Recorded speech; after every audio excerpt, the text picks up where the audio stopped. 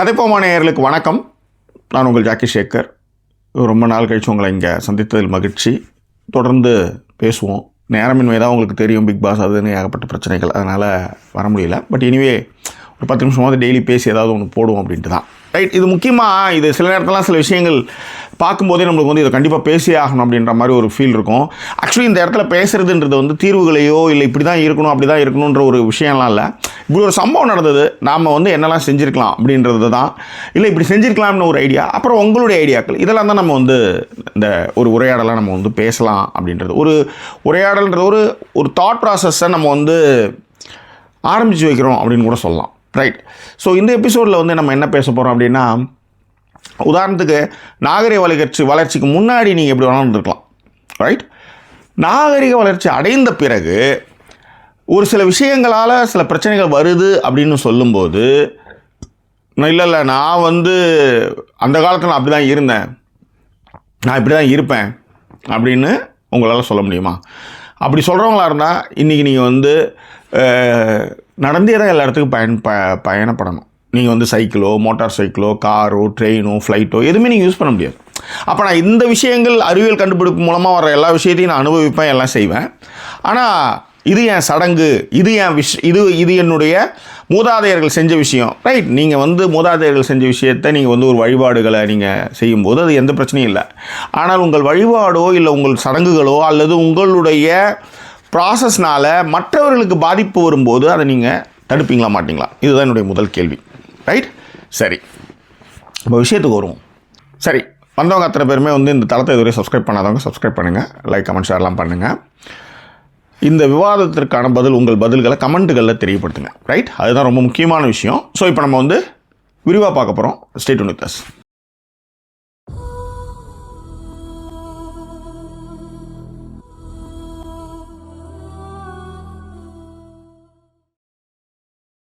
சமீபத்தில் ஒரு வீடியோ ஒன்று பார்த்தேன். அதை பார்க்கும்போதே ரொம்ப அசூயாகவும், என்னடா இது காட்டு மிராண்டித்தனமாக இருக்குது அப்படின்ற ஒரு ஃபீலை வந்து அது ஏற்படுத்துச்சு. நிறைய பேர் அதை கடந்து போயிருக்கலாம், என்னால் கடந்து போக முடியல, அதனால் அதை இங்கே பேசலாம் அப்படின்னு நான் நினைக்கிறேன்.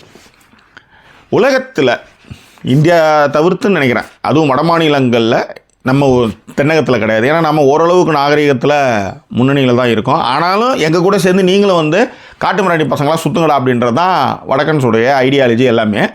அதை என்னுடைய தந்தை பெரியார், அப்புறம் அண்ணா, கலைஞர்னு எவ்வளோ பேர் அதை வந்து அன்றைக்கே சிந்தித்து அதெல்லாம் வந்து தேவையில்லாத மயிறு அதெல்லாம் தூக்கி போடுங்கடா அப்படின்னு சொல்லி ஈர்த்துன்னு வந்ததெல்லாம் வந்து பெரிய விஷயம். ரைட். விஷயம் என்னென்னா, நான் அதான் சொன்னேன், தென்னகத்தை தவிர்த்து வட மாநிலங்கள், ஓகே, அதை தவிர்த்து உலகமெங்கிலும் நீங்கள் எந்த ஊராக இருந்தாலும், எந்த நாடாக இருந்தாலும், ஒரு உடல் ஆற்றில் கண்டெடுக்கப்பட்டால் அது கேஸ். யாருடைய உடல்? தண்ணி அடிச்சுட்டு தானா இது?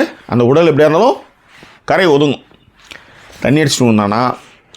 அப்புறம் வந்து கொலை செஞ்சு போட்டாங்களா, இல்லை நீச்சல் தெரியாமல் முழுகிட்டானா, என்ன ஏதுன்னு அது ஒரு பெரிய ஃபார்மாலிட்டி.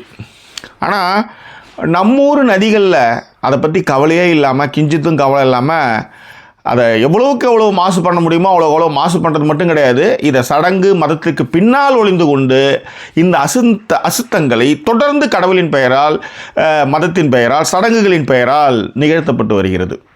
ஓகே, உதாரணத்துக்கு நான் ஏற்கனவே சொன்னேன், எந்த ஊரில் கரை ஒதுங்கினாலும் அது வந்து கேஸு.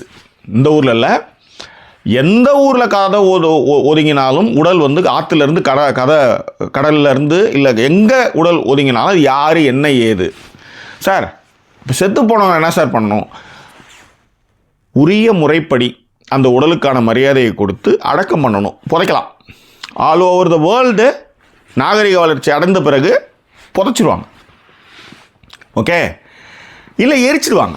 இது ரெண்டுமே வந்து உலகெங்கிலும் நடக்குது. பஸ்மமாக்கி அதை வந்து சாம்பலாக்கி எடுத்துன்னு போய் கடலில் கரைக்கிறது, நதியில் கரைக்கிறது பிரச்சனை கிடையாது அது.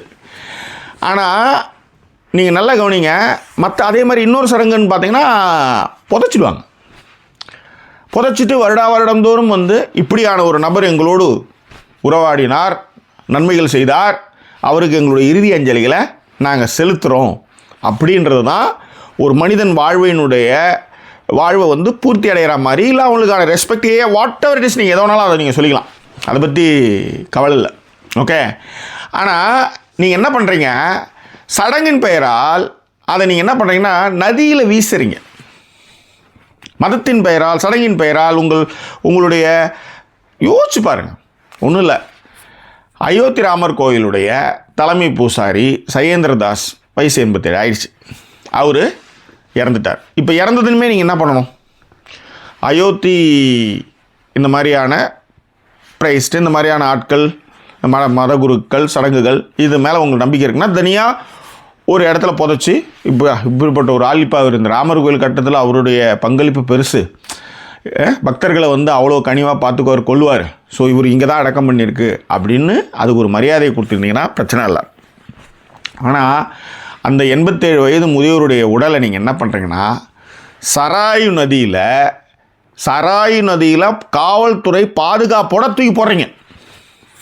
அதில் இதை யோசிச்சு பாருங்கள். இதை வந்து ஒரு வெளிநாட்டுக்காரன் பார்த்தா அவன் என்ன நினைப்பான், என்னடா இது காட்டுமிராண்டி பாடலாம் இருக்கிறீங்க. அன்னைக்கு வந்து கரையோரமாக நீங்கள் வந்து ஒரு உடலை எரித்து அதை வந்து நீங்கள் வந்து போட்டிங்கன்னா அதில் ஒரு நியாயம் இருந்தது.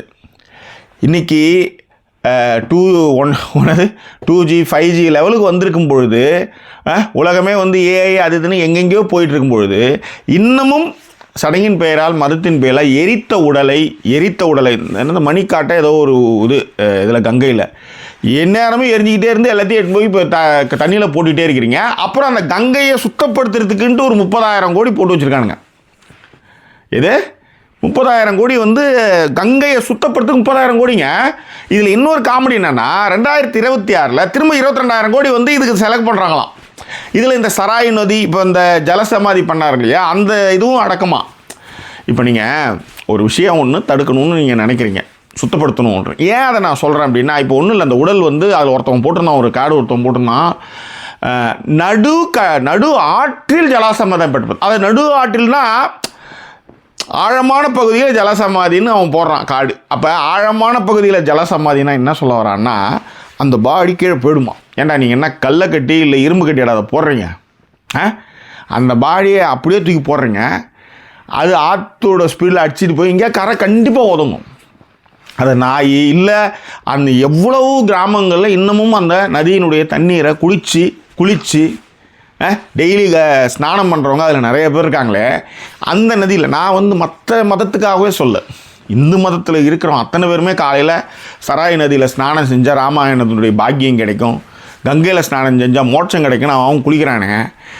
அவனுடைய குளிக்கிற இடத்துல இந்த பாடி தண்ணியில் அழுகி போய் அதன் மூலமாக புழுக்கள்லேருந்து எல்லா விஷயமும் டைலூட் ஆகி அந்த தண்ணியை ஒரு வேளை எடுத்து குடித்து துப்புவானுங்க அந்த தண்ணியை. அந்த மாதிரி ஆச்சுன்னா, அந்த மாதிரி இந்த இடத்துல இந்த கிருமி போச்சுன்னா அது என்ன ஆகும்? இதை வந்து ஒரு குழந்தை குடிக்கிற, ஒரு சின்ன வயசு குழந்தை குடிக்குது, போகுது, அந்த தண்ணியை குடிக்கிறாங்க. இந்த நதி வந்து பல்வேறு இடங்களில் போய் தான் அது வந்து கடலில் கலக்குது. அப்போ இதனுடைய கிருமி அதில் போகும்ல. இந்த பேசிக் சென்ஸ் இருக்க வேணாமா? இப்போ ஜலசமாதி செய்யப்பட்ட அயோத்தி ராமர் கோயிலினுடைய தலைமை பூசாரி சத்யேந்திரதாசனுடைய உடல் எட்டுமே போடுறீங்களே, இது அழுகி புழுவாக பூத்து நாய் நரி அது இதுன்னு சாப்பிடும். அது மட்டும் கிடையாது, இது எங்கேயாவது கரை ஒதுங்கிச்சுன்னா அது வந்து ஒரு எவ்வளோ பெரிய ஒரு அசூயையை யாருக்கும் உண்டாக்குறீங்க. கரையோரம் வாழக்கூடிய, நதியோடு கரையோடு வாழக்கூடிய எல்லா மக்களுக்குமே வந்து இப்படியான ஒரு விஷயத்தை நீங்கள் பண்ணிவிட்டு இதை எப்படி நீங்கள் ஒரு பெருமை மிகுந்த விஷயமா ஆக்குறீங்கன்னு எனக்கு தெரியல. ஒன்று. ரெண்டாவது, கங்கையில் இதில் வந்து ஒரு பெருமை மயிராக வேறு பேசுவானுங்க. அது வந்து 24 மணி நேரம் எரிஞ்சிட்டு இருக்கும். எங்கா சத்தால் எட்டு வந்து அங்கே எரிச்சா பிரச்சனை இல்லை, எரிச்சா அந்த சாம்பலை கரைக்கிறதோட பிரச்சனை இல்லை, எரியும் போதே அதை ஆற்றில் தள்ளி விடுறது, பாதி எரிஞ்சும் பாதி எரியாமல் அந்த பணத்தை ஆற்றுல தள்ளி விடுறது. அப்புறம் அதில் வந்து எல்லாம் இந்த ஊரில் இருக்கிறவங்கலாம் இந்த கஞ்சா குடிக்க எல்லாம் குடிச்சிட்டு அம்மனக்கட்டையாக சுற்றிக்கிட்டு சோறே இல்லைன்னா ஃபுல் போதையில் வந்து அந்த பணத்தையே சாப்பிட்றது, இதெல்லாம் வந்து அகோரி லிஸ்ட்டில் சேர்த்துருவானுங்க. அது ஒரு பெருமைக்குரிய விஷயமா போயிடுவானுங்க. எனக்கு புரியவே இல்லை. எனக்கு சரிடா, இது ஏதோ ஒரு பாட்டில் ஒன்று பண்ணிங்கன்னா பரவாயில்ல, ஆனால் அந்த நதி எங்கெங்கெல்லாம் போகுது, எரிச்சதை எல்லாத்தையும் டெய்லி எடுத்து அதில் போட்டுட்டு அப்புறம் அதுக்கு ஒரு 30,000 கோடி 30,000 கோடி ப்ராஜெக்டை நீங்கள் அதில் இறக்குறீங்க. இது இல்லாமல் 22,000 கோடி. இதெல்லாம் யார் எனக்கு என்னென்னு செய்வேன்? இப்போ நீ என்ன செய்வேன்? நான் இந்த ப்ராஜெக்ட் நான் முடிச்சிட்டேன்னு சொல்லுவேன். எங்கடா சுத்தமாகவே இல்லை சார். என்ன சார் பண்ணுறது? நம்ம சுத்தப்படுத்துகிறோம் சார். அவன் டெய்லி பணத்தை எடுத்து வந்து போட்டுனே இருக்கான் சார். நான் என்ன சார் பண்ணுறதுன்னு சொல்லுவீங்க. அதுதான் நீங்கள் சொல்லுவீங்க. அப்படி தான் வரும். இவங்க ஏதோ ஸ்பூன் ஏதோ வாங்கினதுக்கு வந்து 200 என்னது ஒரு ஸ்பூன் வந்து 800 ரூபா போட்டிருக்கானுங்க. ஒரு அங்கன்வாடிக்கு உத்தரப்பிரதேசத்தில் ஒரு நியூஸ் படித்தேன். அங்கன்வாடி ஸ்பூன் வாங்கினது ஒரு ஸ்பூன் வந்து 800 ரூபா போட்டிருக்கானுங்க. அந்த மாதிரி கூடுமானவரை அடிக்கிறதுக்கு தான் நீங்கள் இந்த வேலையை பண்ணுறீங்க. இதில் இதை நீங்கள் போட்டிருந்தா கூட பிரச்சனை இல்லை. இதை நீங்கள் வந்து பெருமைக்குரிய விஷயமா அதை வந்து பார் ஜலசமாதி அடைஞ்சிட்டார் அதுக்கு ஒரு பேரை வச்சு அதை வந்து ஒரு ஒரு நாயக பிம்பம் மாதிரி அதை ஆக்கி எச்சத்தனமாக இருக்குல்ல. யோசிச்சு பாருங்கள். இதை உலகத்தில் எவனாவது பார்த்தனா தான் நான் சொன்னேன். உலகத்தில் எந்த நாட்டில் ஒரு பாடி கரை ஒதுங்கினாலும் அது வந்து கேஸ். நம்ம ஊரில் வந்து சடங்கின் பெயராலும் மதத்தின் பெயராலும் யோசிச்சு பாருங்கள். இது எவ்வளோ மாதிரி ஒதுங்கிடுவோம். கேட்டால் அதை என்ன செய்வான்?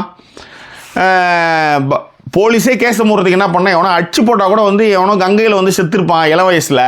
அது கரை ஒதுங்கியிருக்கும். கேஸை மூடுறதுக்கு வாய்ப்புகள் இருக்குது. ஸோ இந்த மாதிரியான ஒரு சுச்சுவேஷனில் இதை வந்து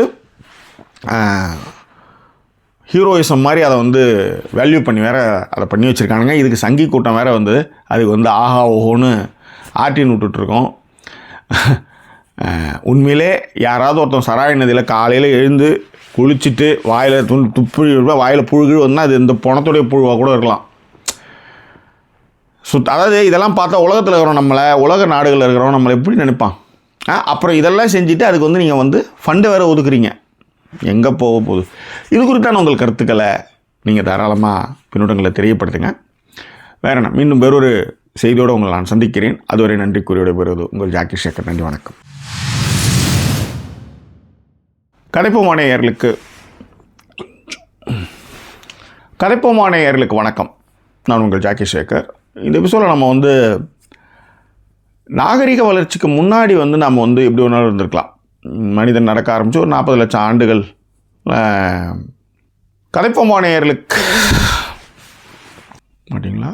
ரைட், ஓகே. ஸோ வந்தவங்க அத்தனை பேரும் வந்தவங்க அத்தனை பேருமே வந்து